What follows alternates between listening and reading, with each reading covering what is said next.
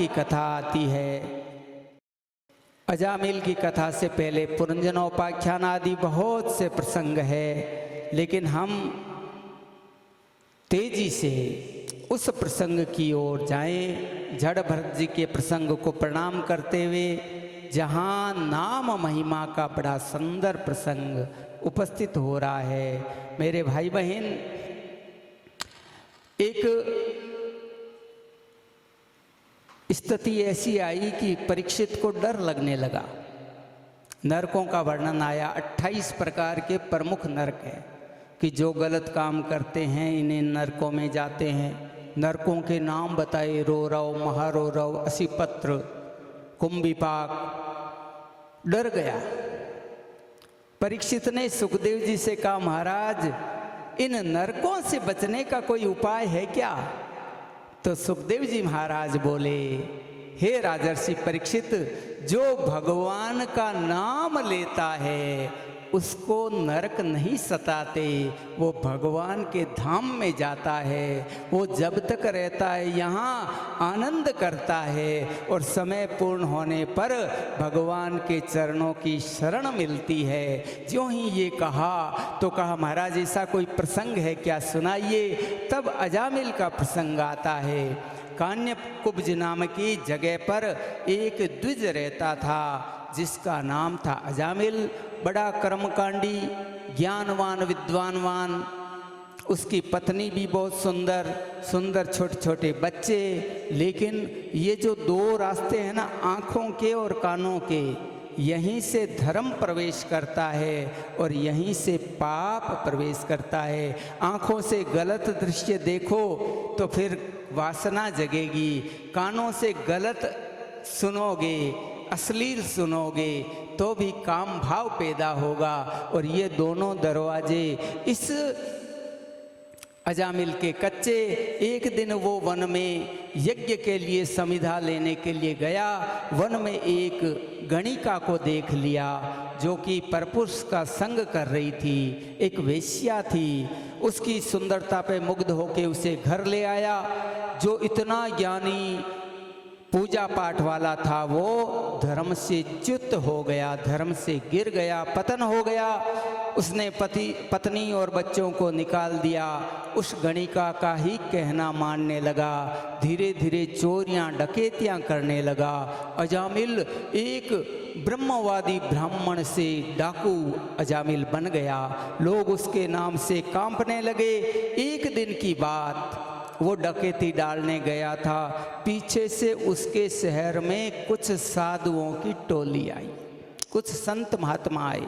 और महात्मा जी ने एक व्यक्ति से पूछा, यहाँ किसी सदग्रस्त का घर है जो भगवान का भजनानंदी हो, साधु सेवा करने वाला हो?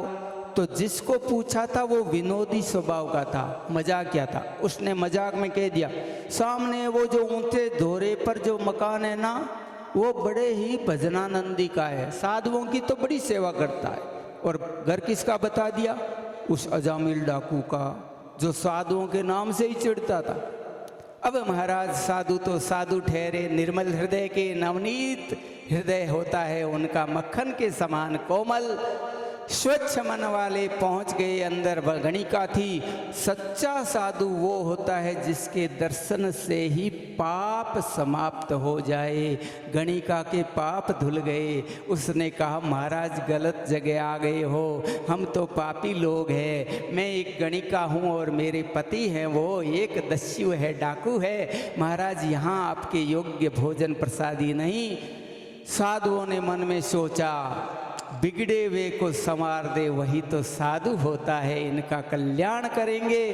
कहा, बेटी जो कच्ची रसोई है, बिना पका हुआ जो भोजन है उसे बताओ, हम अपने हाथ से लेंगे। आटा लिया, दाल लिया, राम टिकट बनाने लगे, भजन गाने लगे। इतने में रात को, आधी रात को वो दस्यु आया अजामिल। बाहर देखा साधुओं को टोली, खबरदार कौन हो। अंदर गया, सवेरे का समय हुआ। इधर साधुओं ने कहा, हे अजामिल, तुम्हारे घर का अन्न पाया है, प्रसाद ग्रहण किया है, भोजन पाया है, तो अगर किसी साधु को, ब्राह्मण को भोजन करवाए तो दक्षिणा होती है, इसलिए दक्षिणा दे। उस अजामिल ने इधर उधर देखा, क्योंकि उस गणिका से बड़ा डरता था। अपनी औरत से ज़्यादातर लोग, मैं क्यों कहूँ डरते हैं भाई, अच्छा वैसे डरते हैं तो डरना भी चाहिए। वो अजामिल भी डरता था, पास में गणिका नहीं थी। उसने कहा, महाराज ये लोटा शोटा खोसा नहीं, ये क्या कम है क्या? तुम्हारा ये लोटा और तुम्हारा कमंडल है वो छीन लेता। इतने में ही गणिका आई, क्या हो रहा है? नहीं नहीं कुछ नहीं, मैं तो दक्षिणा की बात कर रहा हूँ। महाराज ने कहा, उन संतों ने कहा, तुम्हारा रुपए धन द्रव्य नहीं चाहिए, तुम्हारे वस्त्र अलंकार हमें नहीं चाहिए, दक्षिणा में केवल इतना चाहते हैं कि बताइए तुम्हारी कितनी संतानें हैं? बोले अब से पहले हैं 9। तो बोला 10वीं संतान जो होगी वो पुत्र होगा, हमारी दक्षिणा ये है, उसका नाम नारायण रखना। बस इतनी सी दक्षिणा। अजामिल ने देखा सस्ते में छूट गए। इधर वो महात्मा तो चले गए, इधर 9वें महीने वो नारायण प्रकट हुआ पुत्र के रूप में, धीरे धीरे बड़ा हुआ। छोटा बेटा होता है, छोटी बेटी होती है, वो बड़ा प्यारा होता है। मारवाड़ी नबी ने कहा पोछड़ी रो, महाराज बहुत चौको लगे। और इधर उसको भी बड़ा प्रिय लगता नारायण। हर वक्त कहता, नारायण मेरे पास आओ, मेरे पास हो, दूध पी लो, नारायण नारायण नारायण नारायण। अब नारायण नारायण करने लगा तो पापी कहाँ रहा, वो दस्यु कहाँ रहा? जो देवर्षि नारद काम करते हैं वही नाम का उच्चारण वो करने लगा। नारायण नारायण कहते हुए उसके पाप धुलने लगे, क्योंकि भगवान का नाम करोड़ों पापों को मिटाने वाला है। जैसे लकड़ी का कितना ही बड़ा गट्ठर क्यों न हो, यदि आरी से काट दिया जाए तो वो कट जाता है। जैसे कितनी ही भयंकर मात्रा में लकड़ी हो, अगर अग्नि में डाल दी जाए तो वो भस्म हो जाती है, जल जाती है। ऐसे ही ये ये पाप चाहे कितनी ही बड़ी मात्रा में हो, भगवान के नाम का आश्रय लेने से पाप धुल जाते हैं। तो महाराज वो अजामिल भी अब नारायण नारायण कहने लगा। एक दिन उसके भी वो समय आया जिस समय में मृत्यु आती है। देखिए इस प्रसंग से सबसे बड़ी सीख ये मिलती है कि घर में तो नाम गुड़िया है, ठीक है, छोटी बच्ची है, 5 साल की, 7 साल की, 10 साल की, गुड़िया है। 90 साल की डोकरी हो गई, पूछे कोई नाम का ही है माता जी दादी जी रो के गुड़िया, ऐसा नहीं। लड़कियों का नाम रखो तो सरस्वती, सीता, जानकी, लक्ष्मी, ऐसे भगवान की देवियों पर। और अगर लड़कों के नाम रखो तो नारायण, वासुदेव, जगदीश, परमेश्वर, अच्छे नाम रखो। इससे क्या फायदा होगा? जाने अनजाने में आपको भगवान की माला का फल मिल जाएगा। महाराज बार बार कहोगे ने, हे परमेश्वर परमेश्वर इधर आ, हे लक्ष्मी इधर आ, तो महाराज नाम का फल मिलेगा। इसलिए इस प्रसंग में रामचरितमानस में जो उद्घोष है उसकी पुष्टि होती है कि भाव कुभाव अनक अलसहु, नाम लेत मंगल दिश दसहु। महाराज चाहे भाव से, कुभाव से, चाहे वैमनस्य से, चाहे प्रेम से, चाहे महाराज ज्ञात में, चाहे अज्ञात में, चाहे जाने में, चाहे अनजाने में, कैसे भी यदि भगवान का नाम लिया जाए तो 10 दिशाओं से वो मंगल करने वाला है। यहाँ पर इस अजामिल की भी वो अवस्था आई जब मृत्यु ने उसको वर्ण किया। इधर ज्यों ही यमदूत आए, महाराज वो चिल्लाया, उसने कहा नारायण, जो उसका लड़का था खेल रहा था, खेलते हुए बेटे नारायण को पुकारा। इधर भगवान ने देखा मुझे पुकार रहा है, अपने पार्षद भेज दिए। 4 हाथ वाले भगवान के पार्षद होते हैं, पीले पीले वस्त्र धारण किए हुए होते हैं। आए और यमदूतों को मार लगाई, मारना शुरू किया। यमदूतों ने कहा मार बाद में लेना, पहले बताओ तो सही हमारा दोष क्या है। भगवान के पार्षद बोले, दोष यही है कि हमारे स्वामी का नाम लिया इसने, और तुम्हारी ये औकात, तुम्हारी हिम्मत कि इसके पास आओ। कहा नहीं नहीं, ये तो तुम्हारे स्वामी का नाम नहीं लिया इसने, ये तो अपने बेटे का नाम लिया। तो उसने कहा, बाजार में 3 आदमी एक नाम के हैं, वो नाम पुकारे। मान लो 3 नाम हैं जगदीश, तीनों के जगदीश, और कोई पीछे से आवाज़ देगा जगदीश, तो तीनों नहीं झांकेंगे, मुड़ के नहीं देखेंगे, देखेंगे तो फिर नारायण नाम है ना, वो मेरे प्रभु का है, उसे पुकारा है, तो प्रभु तो दयावान है, वो आएंगे ही, आपको मार पड़ेगी ही। और इधर महाराज अपना पीछा छुड़ा के यमदूत सीधे यमराज के पास आए, बोले महाराज चश्मे का नंबर बदलवा लो। हाँ, क्या कहा? चश्मे का नंबर बदलवा लो। महाराज लिस्ट पढ़नी नहीं आती, लिस्ट में नाम था जामिल का, ये गलत है। अरे वो तो बड़ा धर्मी है। यमराज ने कहा क्या हुआ? सब बात बताई। फिर बोला, उसने कहा नारायण। यमराज ने यमदूतों के मुंह पर हाथ रखा, बोले जोर से मत ले नाम, ये है यमपुरी, यहाँ है पापी। अगर ये नाम अगर किसी ने ले लिया तो कल्याण है, नहीं ले पाया और कानों में भी पड़ गया तो उसका भी कल्याण है। तो ये यमपुरी खाली हो जाएगी, यहाँ कोई नहीं रहेगा। इसलिए धीरे से बता, मुझे बता, मैं मेरे सहित 12 भागवत इस नाम की महिमा जानते हैं, और आइंदे से आप वहाँ मत जाना। यमदूतों ने कहा महाराज कहाँ कहाँ जाना और कहाँ नहीं जाना, पहले पूरा प्रोटोकॉल बना के दो। तो कहा जो भगवान का नाम लेता है, किसी भी बहाने से लेता है, वहाँ नहीं जाना। जहाँ कथा कीर्तन होती है वहाँ नहीं जाना, जहाँ यज्ञ होते हैं वहाँ नहीं जाना, जहाँ परोपकार होता है वहाँ नहीं जाना, जहाँ दरिद्र की सेवा होती है वहाँ नहीं जाना, जहाँ पर पशु पक्षी मनुष्य आदि की सेवा सहायता सहयोग होता है वहाँ नहीं जाना, जो अपने माता पिता गुरु की आज्ञा का पालन करते हुए बड़ों की सेवा करते हैं उसके यहाँ नहीं जाना, और कथा में तो बिल्कुल नहीं जाना। यमदूतों ने कहा महाराज जो कथा में तो आए लेकिन नींद ले उनका। तो यमराज को सोचना पड़ा, सोच के कहा अगर नींद ले रहे हैं तो उनको भी नहीं लाना, क्योंकि घर की नींद से अच्छी कथा पंडाल की नींद होती है। ये शब्द ब्रह्म है, उसका स्पर्श होगा तो कल्याण हो जाएगा, वो पावन हो जाएगा। इस तरह से बड़ा सुंदर नाम महिमा का प्रसंग सुनाया। तत्पश्चात हम उस प्रसंग में चलते हैं जहाँ नरसिंह नारायण प्रकट होते हैं। संक्षेप में आपको सुनाऊं। एक बार पूछ लिया कि भगवान क्या भेदभाव करते हैं, जो देवताओं की तो रक्षा करते हैं और दैत्यों को मारते हैं। तब कहा नहीं, वराह अवतार का एक प्रसंग भागवत में आता है जिसमें हिरण्याक्ष को भगवान मारते हैं। हिरण्याक्ष का भाई है हिरण्यकशिपु। ये दरअसल भगवान नारायण के पार्षद है जय और विजय। सनत कुमारों के श्राप से ये धरती पे आए। पहले जन्म में ये हिरण्याक्ष और हिरण्यकशिपु बने, दूसरे जन्म में रावण और कुंभकर्ण बने, तीसरे जन्म में यही शिशुपाल और दंतवक्त्र बने।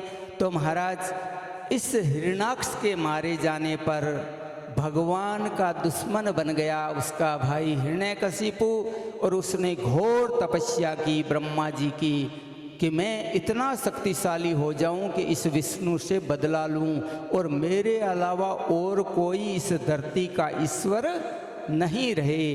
ऐसा सोच के मंदराचल पर्वत पर गया, घोर तपस्या की। श्रीमद् भागवत में वर्णन मिलता है कि हिरण्यकशिपु से अधिक कठोर किसी ने तपस्या नहीं की। शरीर दीमकों का एक घर सा बन गया, हड्डियों से ज्वाला निकलने लगी, हड्डियों में प्राण आ गए। ऐसी स्थिति में प्राण शरीर और उस खून रक्त से निकल करके हड्डियों में आए। तो महाराज देवताओं ने कहा ब्रह्मा जी से, जो भी ये चाहे उसको वरदान देवो, नहीं तो ये पूरी की पूरी इस सृष्टि को जला देगा। ऐसी स्थिति में ब्रह्मा जी प्रकट हुए, उन्होंने कहा वरदान मांगो। हिरण्यकशिपु ने वरदान मांगा कि मैं दिन में मरूं न रात में मरूं, अंदर मरूं न बाहर मरूं, अस्त्र से मरूं न शस्त्र से मरूं। मैं ब्रह्मा जी आप द्वारा रचित सृष्टि के किसी प्राणी से नहीं मरूं, न मनुष्य से, न देवता से, न दानव से, न गंधर्व से, न यक्ष से, न नाग से, न किन्नर से। मैं किसी से भी, किसी भी प्राणी से नहीं मरूं। मैं 12 महीने में से किसी महीने में नहीं मरूं। ऐसे बहुत से वरदान मांगे। ब्रह्मा जी ने कहा भाई वरदान तो बहुत लंबे हैं, फिर भी तुम्हारी कठोर तपस्या को देखते हुए वरदान देता हूँ, तथास्तु। जब दुष्ट के पास शक्ति आती है तो उसका दुरुपयोग होता है। ध्यान से सुनना, अगर दुष्ट व्यक्ति के पास में बड़ा पद आ जाए, ज़्यादा शक्ति आ जाए, तो उसका दुरुपयोग करेगा, वो लोगों को पीड़ित करेगा, परेशान करेगा। और सज्जन के पास शक्ति आएगी तो वो उसका सदुपयोग करेगा, परोपकार करेगा। महाराज ये दुष्ट है हिरण्यकशिपु, इसके पास शक्ति आई, इसने सब मंदिरों के ताले लगवा दिए, कोई भी विष्णु का नारायण का नाम नहीं लेगा। और धीरे धीरे महाराज सब ने नाम लेना बंद कर दिया। इस हिरण्यकशिपु के 4 बेटे हैं, अनुलाद, संगलाद, प्रहलाद और हिरलाद। प्रहलाद सबसे छोटा है। प्रहलाद भगवान का बड़ा भक्त है। क्यों भक्त बना? क्योंकि जब ये मंदराचल पर्वत पर तपस्या करने गया था हिरण्यकशिपु, तो पीछे से देवराज इंद्र आया और उसने हिरण्यकशिपु की पत्नी कयादु का अपहरण कर लिया। अपहरण करके ले जाने लगा ना, तो महाराज वहाँ पर देव ऋषि नारद आ गए। उन्होंने कहा महाराज इसे छोड़ दो। इंद्र ने कहा इसके गर्भ में, उस वक्त गर्भवती थी कयादु, इसके गर्भ में देवताओं का दुश्मन पल रहा है। बोले नहीं महाराज, ये देव शत्रु नहीं, ये भगवान का परम प्रिय भक्त होगा, और आपकी इतनी सामर्थ्य नहीं कि आप इनका कोई अहित कर सको। जब पता चला का भगवान का भक्त होगा तो छोड़ दिया। नारद जी अपने आश्रम में लाए और वहाँ पर ज्ञान दिया। गर्भावस्था में ही उस प्रहलाद जी ने ज्ञान को प्राप्त किया। इसलिए जो माताएं गर्भवती होती है उन्हें सद साहित्य पढ़ना चाहिए। ध्यान से सुनना, माला फेरनी चाहिए, अपने हाथ से परोपकार करना चाहिए, पुण्य अर्जन करना चाहिए और भगवान को ही याद करना चाहिए। अपने कक्ष में भी भगवान की हंसती हुई करुणामयी विग्रह, तस्वीर, फोटो रखनी चाहिए, ताकि उठते बैठते उसी का चिंतन हो। जैसा चिंतन होता है उसका असर शिशु पर भी पड़ता है। गर्भावस्था में सब सीखा, उस अवस्था में ज्ञान प्राप्त किया, इसलिए भगवान के भक्त बने। इधर हिरण्यकशिपु सब जगह पे भगवान का नाम बंद करवा रहा है। प्रहलाद को पढ़ने भेजा है। प्रहलाद की उम्र अभी 5-6 वर्ष है। वहाँ पर गुरुकुल में जाते हैं। संड अमरक नाम के जो गुरु है, शुक्राचार्य के पुत्र, उनको गुरुकुल का जिम्मा दिया है। लेकिन प्रहलाद जी तो गोविंद मुरारी, हरे मुरारी, हे राम ऐसे ऐसे भगवान के नामोच्चारण नारायण नारायण विष्णु विष्णु कर रहे हैं। गुरुओं ने आके शिकायत की, खूब समझाया, लेकिन प्रहलाद पे असर नहीं। एक दिन कुपित होकर के हिरण्यकशिपु ने कहा तुम्हारा भगवान क्या है, कैसा है, क्या कर सकता है और कहाँ रहता है? कहा सर्वत्र है, सब जगह है। नहीं माना तो उसे मारने का प्रयास करवाया गया, पहाड़ से गिरवाया, अग्नि में जलाने का बाद में प्रयास किया। पहले पानी में बहाया, तलवारों से कटवाया, जहरीले सर्पों से डसवाया। सर्प डसते तो है, लेकिन प्रहलाद जी की चमड़ी का स्पर्श पा करके निहाल हो जाते हैं, ब्रह्मानंद की प्राप्ति हो जाती है। धीरे धीरे धीरे धीरे जब प्रहलाद के नाम बढ़ने लगे, अन्य दैत्य बालक भी भगवान का नाम लेने लगे, तो इधर और क्रोध आया। और क्रोध में महाराज उसने अपनी बहन को कहा, जिसका नाम है होलिका, कि इसका क्या करें, ये मानता नहीं। होलिका ने कहा, मुझे एक ऐसा वरदान है, एक ऐसा वस्त्र है जिसको मैं ओढ़ के बैठूं तो अग्नि में बैठूं तो मेरा अग्नि स्नान होता है। ऐसा करो, एक बड़ी सी चिता सजाओ, खूब लकड़ियां लाओ, मुझे ऊपर बिठाओ, मेरी गोद में प्रहलाद को बिठाओ, नीचे से आग लगा दो। इधर आग लगी, प्रहलाद को उस होलिका की गोद में बिठाया, लेकिन इधर जो ही ये देखा, भगवान ने हनुमान जी को आदेश दिया, वायु को आदेश दिया, हे वायु इतनी जोर से चलो कि वो वस्त्र उड़ करके उस होलिका से प्रहलाद के ऊपर आ जाए। और वहां अग्नि प्रज्वलित हुई है, हवा जोर की चली है, वस्त्र उड़ा है, प्रहलाद जी के ऊपर आया है और होलिका का गोविंदाय नमो नमः हो गया है। देवताओं ने फूलों की वर्षा की है, आपने तालियां बजा करके हर्षनाद किया है। समझाना पड़ता है।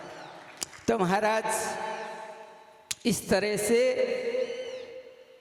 होलिका समाप्त हो गई। अब और ज्यादा चिंतित हो गया हिरण्यकशिपु, और चिंता के अंदर सूख रहा है लेकिन क्रोध से कांप रहा है। एक दिन कहा, तुम्हारा भगवान कहाँ है? प्रहलाद ने कहा, कण कण में है, सब जगह है, चर्रे जर्रे में, चप्पे चप्पे में, जड़ और चेतन में, चर और अचर में। तो हाथ में तलवार लिए गुस्से में उसने कहा, ये सामने खंबा है। जोर से खंबे पर मुक्का मारते हुए कहा, क्या इस स्तंभे में भी है, इस खंबे में भी है? तो उसने कहा, हाँ, आजमा के देख लो। और इधर महाराज जो ही उसने मुष्टिक प्रहार किया खंबे पर, खंबे से आवाज आई, खंबा फटा। सबने देखा, न नर है, न मनुष्य है, न देव है, न पशु है। महाराज नरसिंह रूप में भगवान प्रकट हुए। बोलिए नरसिंह नारायण भगवान की। नरसिंह भगवान प्रकट हुए, जिनका मुख है शेर का, जिनका शरीर है मनुष्य का, लंबे लंबे नाखून हैं। और जो ही देखा, सबसे पहले झपट करके हिरण्यकशिपु को अपनी जंघाओं पर गिराया, फिर अपने नाखूनों को प्रकट करके उसकी अंतड़ियों को बाहर निकाल दिया, उसका हृदय विदीर्ण कर दिया, और फिर अपने गले में पहन करके लंबे लंबे श्वास खींचने लगे। ऐसे लगा जैसे बहुत क्रोध में है, आंखों से लाल लाल अंगारे निकलने लगे। और ऐसी स्थिति में मेरे भाई बहन, वहाँ सब देवता लोग डर रहे हैं। इधर एक भाव संत के ये है कि क्यों उस अंतड़ियों को पहना? तो भगवान ने ये देखा, इन अंतड़ियों से, इस रक्त से मेरा भक्त बना है, इसलिए भगवान के पिता की अंतड़ियों को सम्मान देने के लिए भगवान ने गले में धारण कर लिया। भगवान हर स्थिति में भक्त को सम्मानित करते हैं। तत्पश्चात सब देवताओं ने स्तुति की है, लेकिन भगवान का क्रोध शांत नहीं हुआ। लक्ष्मी को बुलाया, लेकिन लक्ष्मी ने देखा, मेरे पतिदेव तो स्मित हास्य वाले, बड़े सुंदर करुणा वाले हैं, लेकिन ये तो मेरे पति नहीं, और ये भयंकर बब्बर शेर का रूप। लक्ष्मी जी भी डर के भागी है। सब देवताओं ने प्रहलाद को आगे किया, जिस प्रहलाद के कारण भगवान ने इतना रौद्र रूप धारण किया है, वही प्रहलाद भगवान का क्रोध शांत कर सकता है। जो ही प्रहलाद आगे आया, भगवान ने सिर पे हाथ रखा, गोद में बिठाया, दुलार करने लगे। जैसे गाय होती है वो अपनी जीभ से चाटती है, भगवान इस अवतार में वत्सल अवतार है, इसलिए भगवान ने वहाँ पर अपनी जीभ निकाल करके प्रहलाद को चाटना शुरू किया है, दुलारना शुरू किया है। फिर बोले तुझे डर नहीं लगता? प्रहलाद ने कहा किसका डर, क्यों डर? महाराज आप ही तो हो जो समस्त प्राणियों को अभय देते हो, फिर आपसे कैसा डर? हे प्रभु, इस जगत में केवल आप ही करुणाकार हो, करुणाकर हो, करुणा के महासागर हो, ऐसे कहा। तत्पश्चात भगवान ने वरदान मांगने को कहा। प्रहलाद जी ने बड़ी सुंदर वरदान की बात मांगी है। प्रहलाद जी ने कहा यदि आप मेरे पे प्रसन्न हैं तो केवल इतना वरदान दीजिए कि मेरी मांगने की कभी इच्छा ही नहीं हो, कामनाओं का हरण कर लो। ये कामना है ना, ये गलत रास्ते पे ले जाती है। कहा तुम तो कामना रही। तो देखो प्रहलाद ने जो भक्ति की और ध्रुव ने भक्ति की, उसमें अंतर है। ध्रुव ने सिंहासन के लिए की, भले ही बाद में सिंहासन की चाहना खत्म हो गई, लेकिन प्रहलाद को न आसन ना सिंहासन चाहिए। इतना दुख सहन करके भी, छोटी सी काया के अंदर इतनी पीड़ा भोग करके भी केवल भगवान का नाम, ऐसी भक्ति की। प्रहलाद निष्काम भक्ति के सबसे बड़े आचार्य है। और महाराज जब भगवान ने हिरण्यकशिपु को मारा तो ब्रह्मा के सारे वरदानों की रक्षा की। न अंदर मारा, न बाहर मारा, देहरी पे मारा, न ऊपर मारा, न नीचे मारा, जंगाओं पर मारा, न दिन में मारा, न रात में मारा, त्रिकाल संध्या के वक्त मारा, न अस्त्र से मारा, न शस्त्र से मारा, नाखूनों से मारा। और महाराज भगवान ब्रह्मा द्वारा रची गई सृष्टि का कोई जीव नहीं है, अपितु ब्रह्मा को भगवान बनाते हैं। इसलिए देवता नहीं, दानव नहीं, दैत्य नहीं, मनुष्य नहीं, यक्ष नहीं, पशु नहीं, पक्षी नहीं, किन्नर नहीं, नाग नहीं, भगवान तो भगवान हैं। इसलिए उस वरदान की भी रक्षा हुई। और उसने कहा था 12 महीने में किसी महीने में नहीं मरूं, तो भगवान ने स्पेशली 13वां महीना पुरुषोत्तम मास, अधिमास बनाया, जो अभी चल रहा है। और हमारा और आपका सौभाग्य है कि इस अधिक मास में हम कथा श्रवण कर रहे हैं। तो महाराज इस तरह से बड़ा सुंदर प्रसंग है, प्रसंग बड़ा विस्तार में है, समय की अपनी सीमा है। अभी आप भोजन प्रसादी भी लोगे, क्योंकि कईयों के चेहरे पे लिखा हुआ है भूखे पेट भजन नहीं हो गोपाला, ये ले लो आपकी कंठी माला। तो आपको ज़्यादा इंतजार नहीं करवाएं, एक झांकी के दर्शन करें। तत्पश्चात भामाशाओं को सम्मानित करने का कार्यक्रम रहेगा और उसके पश्चात आरती होगी। आरती का दर्शन करने के बाद ही सब अपने अपने गंतव्य की ओर प्रस्थान करेंगे। झांकी के पर्दे खुलवाओ भाई। नाथ आपने कैसे नरसिंह रूप बनाया, नाथ कैसे नरसिंह रूप बनाया, नाथ कैसे नरसिंह रूप बनाया। जैसे भक्त प्रहलाद बचाया, नाथ कैसे नरसिंह रूप बनाया, नाथ कैसे नरसिंह रूप बनाया।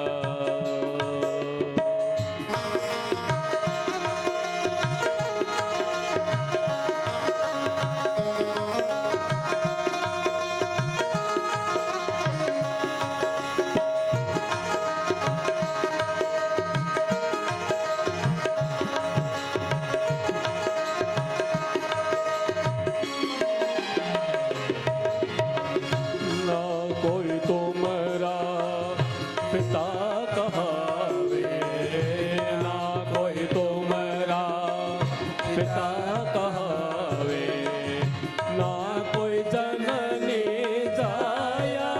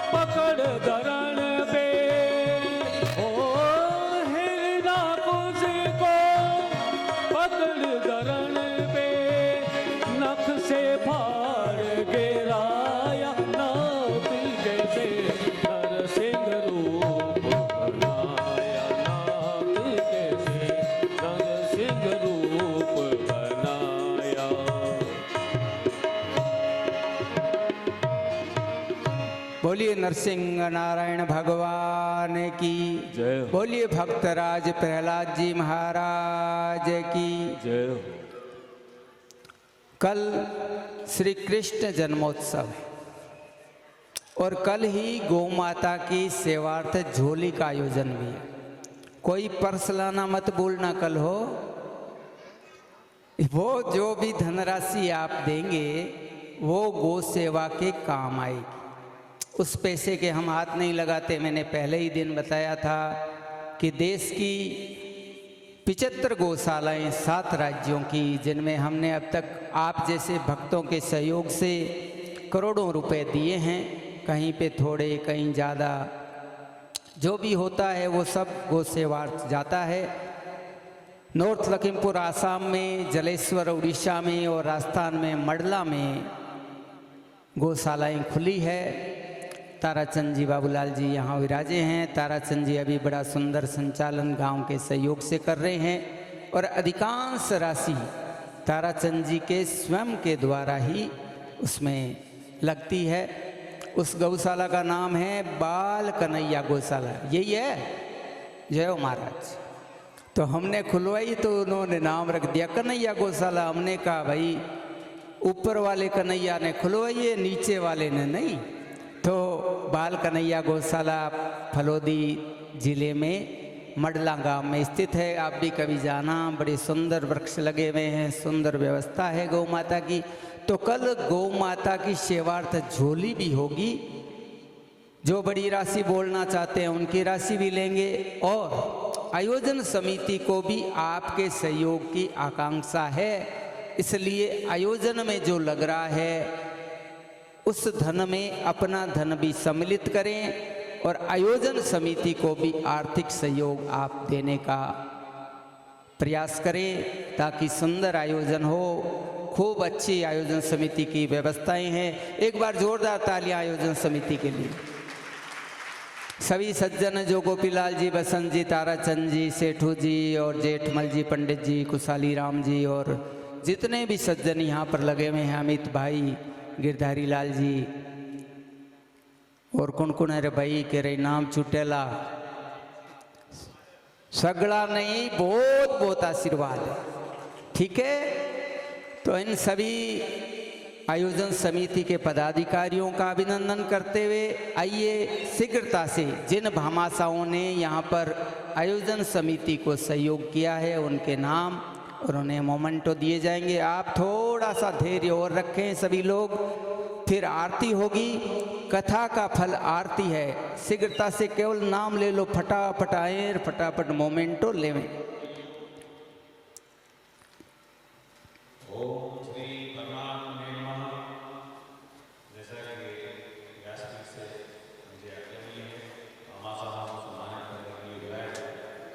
उससे पहले मैं एक निवेदन करना चाहता हूँ। जैसे महाराज जी ने बोल ही दिया है, लेकिन मैं सेवामंडल की तरफ से ही आपको निवेदन कर रहा हूँ। कथा के आयोजन के लिए जो भी सहायता राशि आप देना चाहें वो दान पात्र में या हमारे अकाउंट पे लोग बैठे हुए हैं, उनको लेकर आप रसीद प्राप्त कर सकते हैं। तो आप सबसे यही निवेदन है कि कार्यक्रम को और अच्छे तरीके से संचालित करने के लिए, सभी व्यवस्थाओं को पूर्ण रूप से बनाने के लिए धन की आवश्यकता होती है। पूर्ति के लिए, सहायता के लिए आप सभी से अनुग्रह है। जो भी दान राशि देना चाहें वो सेवामंडल के धन्यवाद।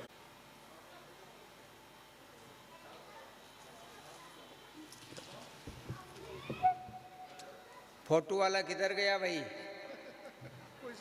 कोई जरूरत नहीं।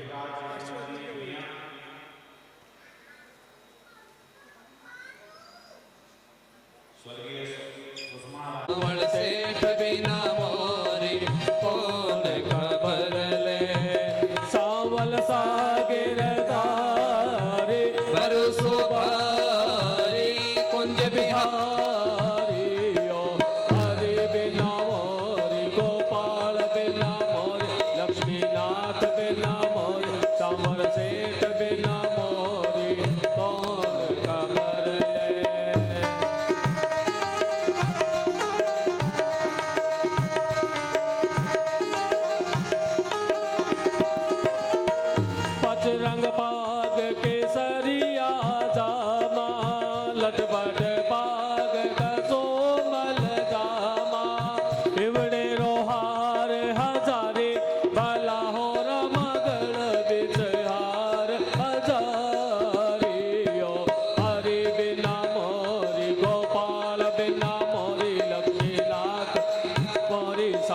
सेठ बिना मोरी कौन खबर ले।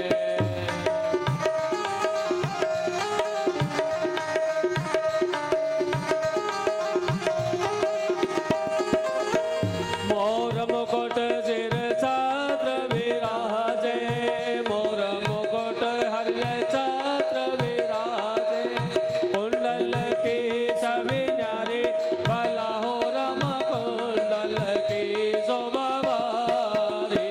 ओ हरि बिना मोरी गोपाल बिना मोरी लक्ष्मीनाथ बिना सांवर सेठ बिना मोरी कौन खबर ले।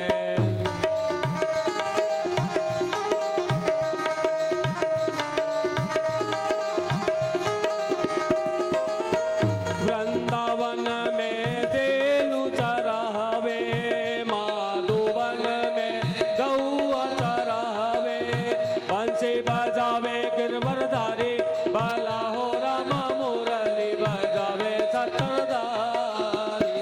ओ हरि बिना मोरी गोपाल बिना मोरी लक्ष्मीनाथ बिना मोरी सांवर सेठ बिना मोरी कौन खबर ले।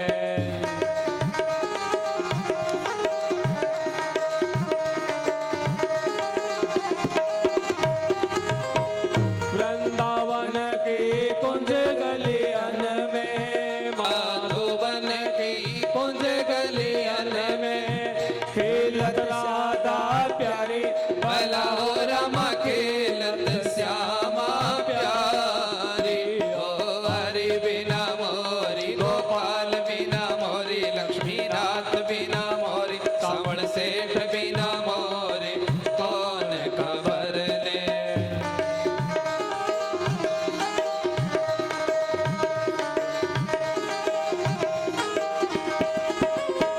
मीरा के प्रभु गिरधर नागर, भाई मीरा के प्रभु नटवर नागर, चरण कमल बलिहारी भला हो रम जन्म जन्म दासी तारी। ओ हरि बिना मोरी गोपाल बिना मोरी लक्ष्मीनाथ बिना मोरी सांवर सेठ बिना मोरी कौन खबर ले।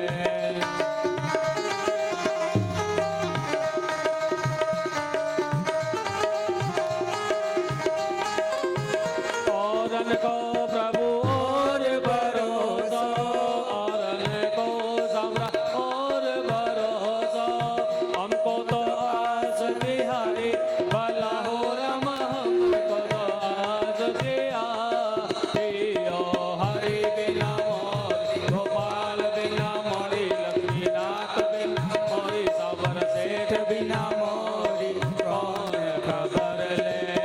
सावल सागिरधारी परसुबारी कुंज बिहारी।